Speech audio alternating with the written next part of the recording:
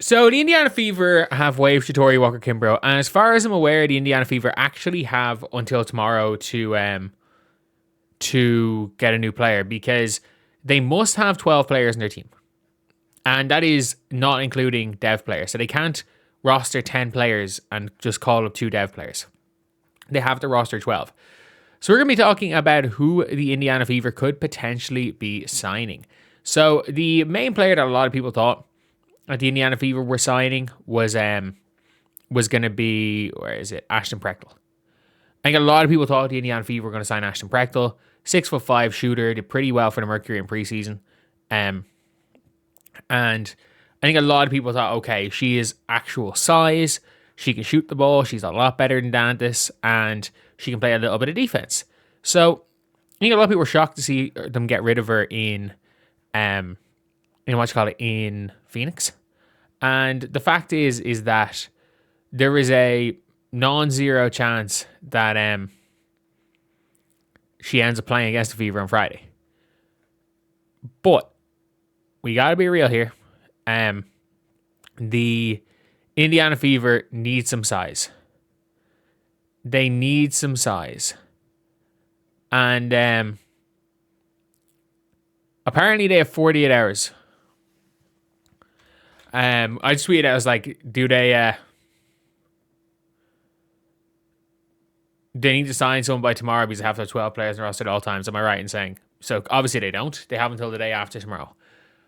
That being said, the first player, obviously, that I think is a near 0% chance,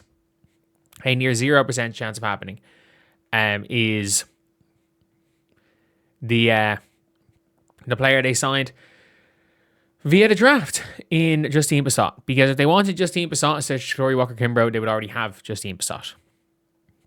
I'm going to be real here. If they wanted Justine Bassett, I think she'd already be in the team. It's as simple as that. The only reason Justine Bassett would not be on the team is if is going to make the team is if another team is getting ready to sign Bassett. Another team is getting ready to sign her. And I'm going to be real here.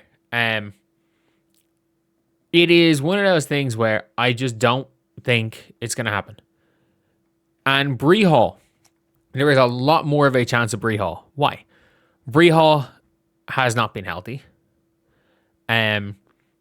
She's kind of just been healthy in the last week. And the Indiana Fever, are one of these teams creating roster space to get multiple players back for training Caitlin Clark. That's just not going to happen. I've already made a video talking about that. I hope CC is traded to the Sparks. Sparks is literally the worst place for Caitlin Clark. I think they're moving Bassett to the main roster. I don't think they are. So, I think the most likely outcome is Bree Hall. Even though I'm still not certain on Bree Hall, I think it's a sub 50% chance it's Bree Hall. But there's nobody that I think is a guarantee. There is one thing, because the Indiana Fever are one of these teams that the rumor is basically they signed Chloe Bibby because Chloe Bibby cooked them. They basically signed Chloe Bibby because Chloe Bibby, in her first ever WNBA game, cooked the Indiana Fever. So Grace VanSlooten might be the move. I think this is a good move. I can't believe she fell to the third round. I had Grace VanSlooten early second round in my mock draft, and she looked like an early second round pick. That is what she looked like.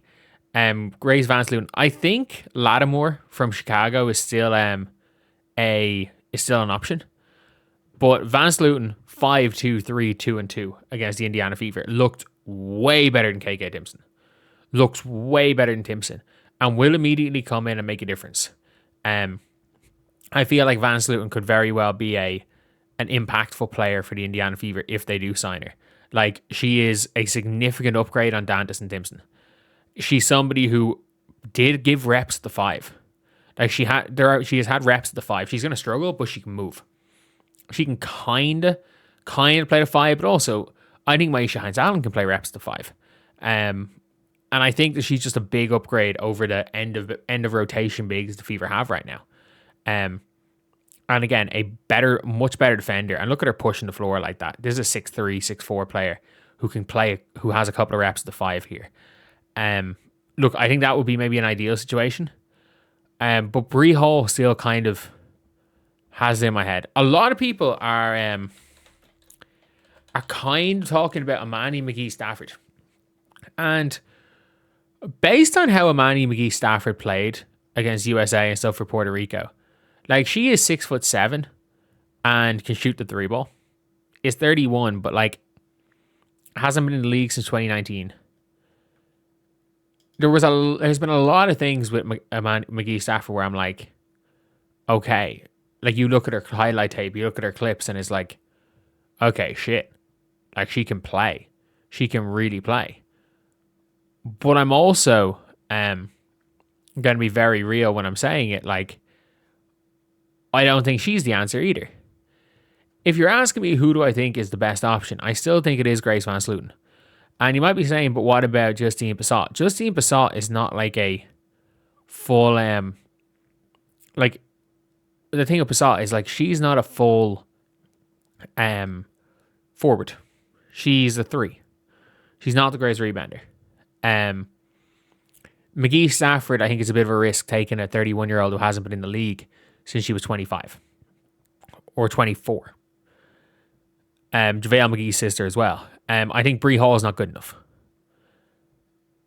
I think VanSlooten's the only one that comes in and I think gives you really, really good minutes. And is a massive upgrade over what they already have. Like, I think long-term, absolutely, Passat is a massive upgrade over Dantas. I don't know how much better Passat is than Dantas today.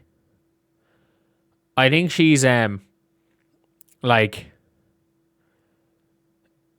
I think in general, they, like, we're looking now in a situation where you've got to get better now. And maybe they make a trade.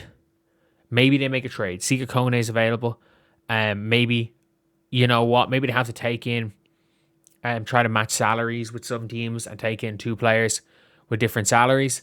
There is a world where they might just say, you know what, fuck it. It's not working out. We're going to take on your bad salary, LA, and Erica Wheeler. You give us your bad salary and Erica Wheeler, and you give us Cam Brink. And we will give you Ty Harris, a KK Timpson, and a first. Like, obviously, I don't think that's going to happen, but there is a world always where that happens. I think the Ty Harris versus Wheeler contract gives you the advantage, and I think Cam Brink for a late first, and maybe Cam Brink in 2 seconds, and getting the Wheeler contract off them. I don't know. I think the money evens-ish out there. No, it doesn't. Sorry, you would have to add Mo Billings into that trade. But yeah, that is pretty much it. Who do I think they sign? I hope they sign Grace VanSlooten. I really don't know.